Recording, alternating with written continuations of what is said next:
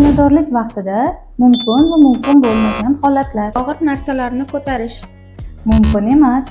sochni kesish, bo'yash, Mumkin.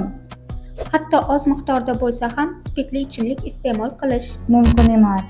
qoshni terish, Mumkin. rentgenga tushish, Mumkin emas. qahva ichish, Mumkin.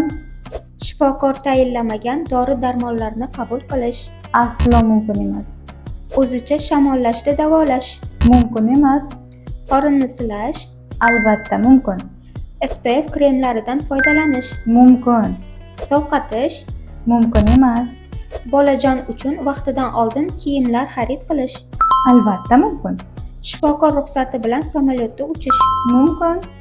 boshqalarning tug'ruq haqidagi hikoyalarini eshitish, Mumkin emas. tikish va to'qish. Albatta mumkin. Bundan ham qiziqarli ma'lumotlarga ega bo'lmoqchi bo'lsangiz, sahifamga obuna bo'lishni unutmang.